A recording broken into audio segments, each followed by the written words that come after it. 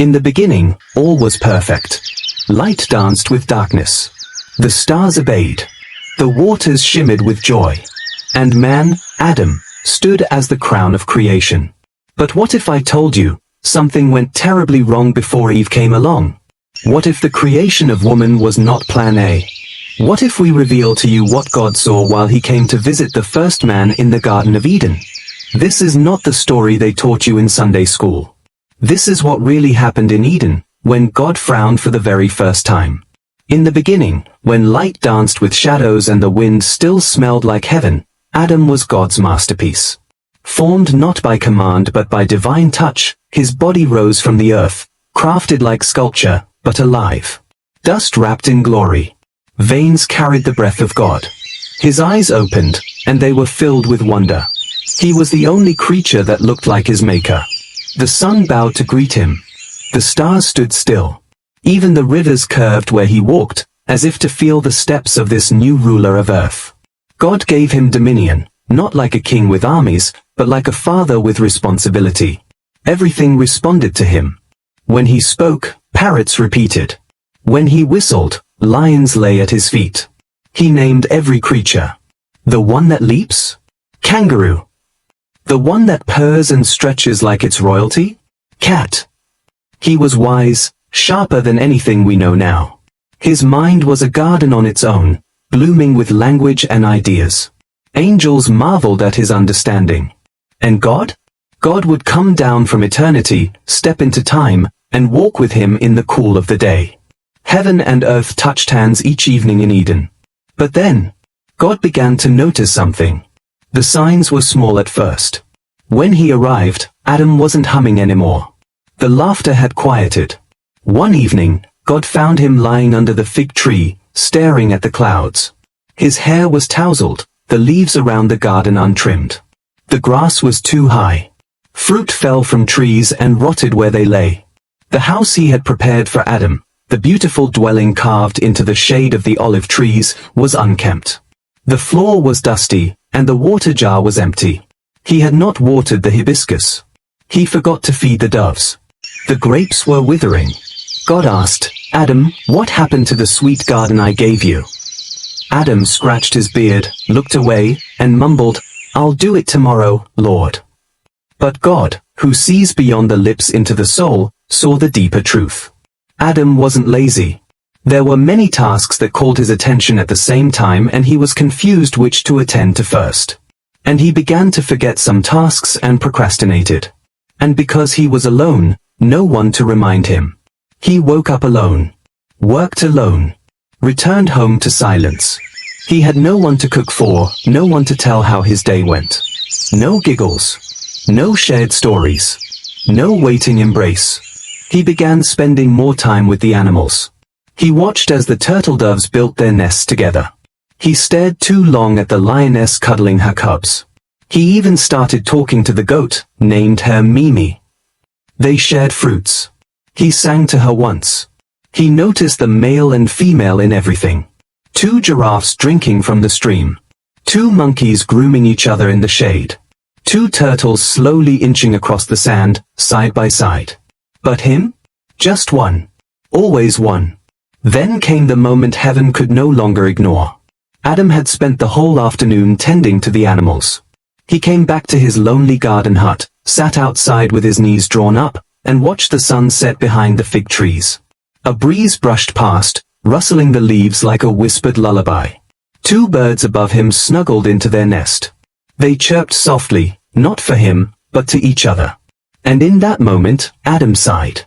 Not an ordinary sigh, but a heavy, aching, human sigh, the kind that empties the soul and floats upward. A sigh that reached heaven like incense. God stood still. All of heaven hushed. And for the first time in creation, God frowned.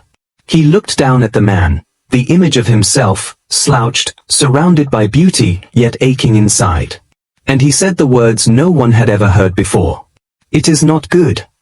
Creation had been called good. Very good. Every tree, every mountain, every star, every wave. But this? This was not good. It is not good for man to be alone. Not in this way. Not when silence echoes louder than music. Not when fruit tastes dull because no one shares it. Not when laughter dies in a room with no answer. Adam needed more than breath and bone. He needed someone to come home to. He needed a reason to sing again. Adam never complained. That was not his way.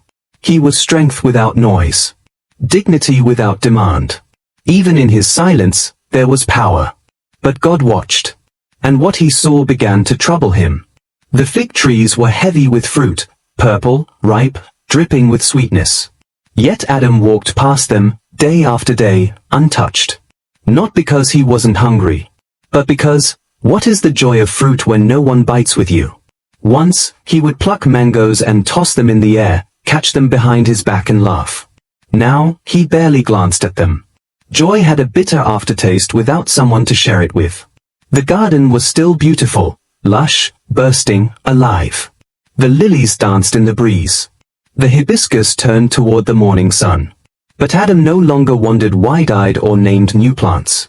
He stayed near the riverside, elbows on his knees, skipping stones across the water with sighs heavier than the rocks. He began talking to the animals. Not naming. Talking. He called the parrot friend. He taught it to say, "Good morning, Adam." The parrot obeyed, and Adam smiled. But it wasn't the smile of joy, it was the smile of someone trying to forget his alone. He laughed with a goat one afternoon. The goat bleated back and followed him around for hours. Adam tied a piece of vine around its neck and called it Timmy. He sat with lions. He ran with gazelles. He even told the squirrels stories as they gathered nuts.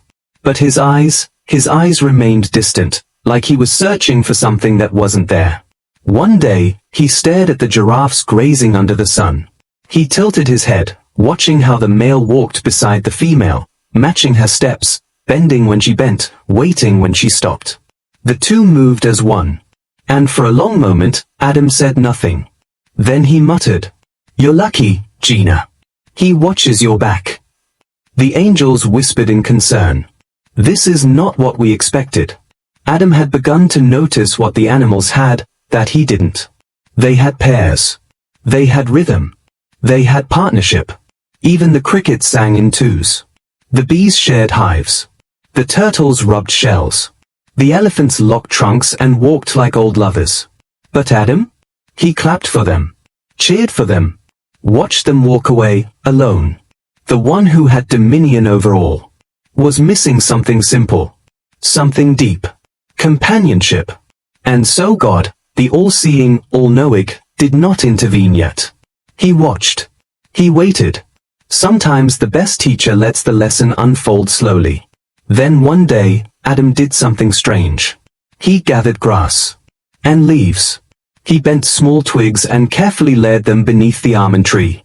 He looked around, cautious, and began to build something small and round. A nest. Just like the birds. He sat in it, knees pulled to chest, rocking slightly, like the dove he had seen nesting days earlier. He even hummed the tune the sparrows sang at dusk. He stared into the forest, as if hoping someone would fly back to him. And that moment pierced heaven like lightning through soft clouds. God stood. And with thunder in his voice and mercy in his eyes, he declared, "Enough." The angels stood still. Creation held its breath. Because something sacred was about to happen. A shift. A correction. A gift. It is not good that man should be alone. Up until now, everything had been good. But this? This was the first not good. Not because Adam failed, but because something was missing. Something God had saved for last. And now, the time had come. Not to fix a mistake, but to complete a masterpiece. Until now, God spoke, and it was. Let there be light. Boom, the heavens cracked open, and radiance poured like a waterfall across the void. Let the waters separate. Swish, the oceans bowed, and the skies rose. Let the earth bring forth, and at once, trees erupted, vines danced, and flowers blinked their sleepy eyes at the morning sun. Everything until now had responded instantly to God's voice. Creation obeyed with the speed of thought. But this time, God did not speak. He did not command, did not declare. He could have said, "Let there be woman," and the mountains would have echoed her into being. But he didn't. This one required touch. Not just voice. Not just word. Hands. This one required a pause in heaven. Because she would be more than bone. She would be the echo of God's affection, the answer to Adam's ache, and the missing melody in Eden's silence. So, God put Adam to sleep. Not just sleep, a deep sleep. Divine anesthesia. A rest beyond dreams. A hush that stretched across galaxies. The angels leaned in. The lion lay down. The wind held its breath. Even the stars dimmed for a moment. Then, with a tenderness only a creator could have, God reached into Adam. Not to the dust. No, he had used dust once.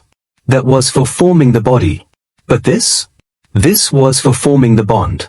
He passed the skin. Slipped through muscle. Drew out a rib, curved, strong, yet close to the heart. Not from the skull, she was not made to dominate. Not from the foot, she was not made to be trampled. But from the side. Close to breath. Close to love. Close enough to be held. And there, in that sacred hush, beneath the tree of life and beside the river that never dried, God shaped her. With the same precision he used to carve mountain peaks. With the same imagination he painted sunsets. With the same softness he gave to doves and lilies. But this time, there was intention. She was not an afterthought. She was the finale. The crown jewel. The final line of the poem. The exhale after a symphony. Her eyes were not just to see, but to be seen. Her hands, gentle enough to cradle life, strong enough to plant gardens. Her voice, the missing note in Eden's music. God smiled. He didn't call the angels. He didn't announce thunder. He didn't shout her arrival. He let her be. And then, Adam woke up. His eyes fluttered open, not to light, not to leaves, not to the familiar trees and beasts, but to her. She stood near him. Still. Silent. Glorious. The sunlight bounced off her skin like gold on water. Her hair moved with the breeze, but her feet stood firm. The garden behind her faded, because nothing else mattered. And Adam, the man of dust and dominion, who once laughed with goats and skipped stones across lonely rivers, looked at her. And for the first time in Eden, a man sang. Not a song with melody and harp, but a song from deep within. A song older than language. He said, This is bone of my bones. Flesh of my flesh. She shall be called woman. For she was taken out of man. It wasn't just naming. It was recognition. It was reunion. It was joy wrapped in words. And the garden listened. The parrots echoed his joy. The flowers tilted toward her like sunflowers to sunrise. And God? He smiled. Not the smile of satisfaction, but of completion. For the first time since Let There Be. The Creator rested not just in his work, but in their oneness. Because Adam no longer walked alone. God didn't just create Eve because Adam was lonely. No. This was deeper. He created her because Adam had become incomplete, a masterpiece missing its final stroke. A garden with sunlight but no sunset. A song stuck on its first note. Adam had work, but the work was draining him. He named beasts, tended the vines, swept the riverbanks with his bare hands, but it was beginning to show. His shoulders drooped at dusk. His eyes no longer scanned the skies with wonder. He stopped naming the butterflies. Work without companionship was slowly turning into burnout. The very dominion God gave him was making him heavy. The lion roared when Adam passed, the elephant bowed, and the birds perched near his feet, but none of them could say, "How was your day? Are you tired? Come and rest with me." Dominion without reflection was becoming pride. Adam walked through Eden like a king, but the crown weighed lonely on his head. He ruled the earth, but no one ruled his heart. And in the silence after long days, he often stared at his reflection in the still waters. Not to admire, but to wonder. Is this all there is? Authority without intimacy had become a beautiful prison. God saw it. God felt it. Because God, who is three in one, had never known isolation. He understood the ache Adam himself didn't yet know how to name. Adam didn't need a servant. He didn't need a shadow. He needed a mirror, not of his body, but of his soul. A counterpart. A question and an answer. A voice not to echo his words, but to challenge them. He needed a womb to multiply God's image. Not just with children, but with culture, color, and companionship. Genesis 2 verse 8. And the Lord God said, "It is not good for man to be alone." This was not a random statement. It was heaven's alarm. It was the first and only time before the fall that God looked at something and said, "This is not good." Not sin. Not darkness. Not even Satan. But loneliness. God knew what loneliness could do, even in paradise. So he created not just woman, but companionship. He didn't fix the problem with power, or more animals, or more angels. He fixed it with intimacy. The creation of woman was not just about biology. It was about balance. It was about oneness. It was about completing the picture of the image of God. When God made woman, he smiled again. Eve was not an addition. She was the exclamation point on the sentence of creation.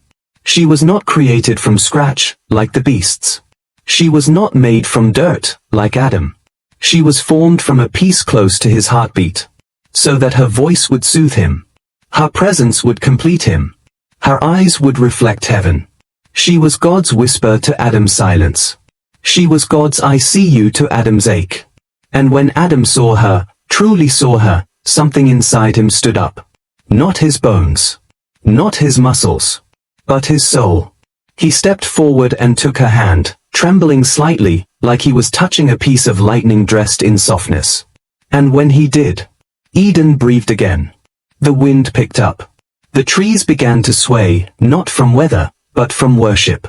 The river clapped against the rocks. The sun dipped low, just to catch her hair in its glow. Even the parrots chirped a new melody, one that had never existed before her. Creation had been complete, but now, it was alive. For the first time, someone understood Adam's laughter. For the first time, someone cried when Adam cried.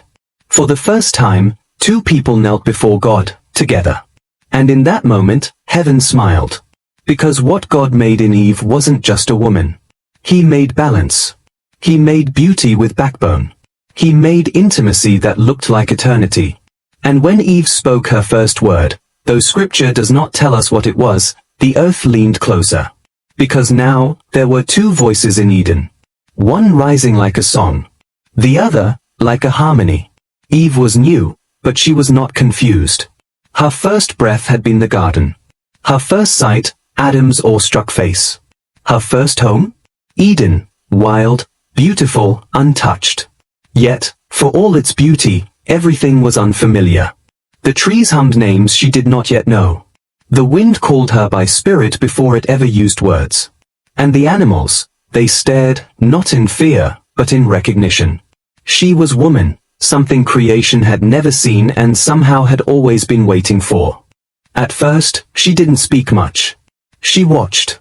Adam walked with purpose, naming, tending, commanding. He knew the land like it was an extension of his skin. But Eve, she studied the sky.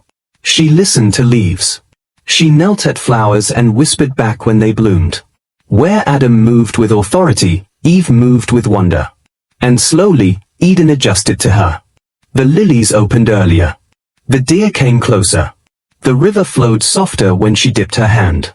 Adam noticed. "You see things I don't see," he said once, his voice low. Eve smiled. "And you name things I didn't know had meaning." At night, they sat beneath the fig tree, fingers entwined, backs pressed to bark. They spoke of light, of stars, of breath, of God. And when Eve first laughed, the stars blinked twice. They were two flames. One burned bright. The other burned deep. And together, they were warm. But the garden had corners. Shadows where sunlight didn't always reach. Trees whose fruit they were told not to touch. One tree stood taller than the rest. It glimmered strangely in moonlight, as if made of glass and blood. The tree of the knowledge of good and evil. Adam didn't ask questions. God had spoken, and that was enough. But Eve Eve was born after the warning. She heard it secondhand. We must not eat from that tree, Adam had said. We must not even touch it. Why? She asked.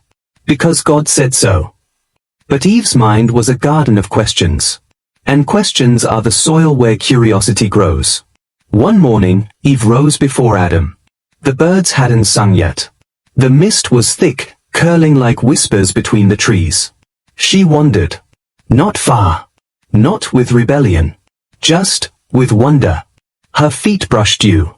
Her fingertips traced bark. And then, she saw it. The tree. It shimmered. Not in sunlight, but in mystery. Its fruit hung heavy, almost pulsing. Red. Bright. Bold. Unlike any other. She felt it before she heard it, a presence. Soft. Warm. Almost familiar. Then the voice, not loud, but sharp enough to cut air. Is it true that God said you must not eat from any tree? Eve turned. Nothing. Just a serpent curled on a low branch, eyes like liquid gold, tongue tasting the air. No, she replied slowly. We may eat, but not from this one. We must not even touch it, or we will die.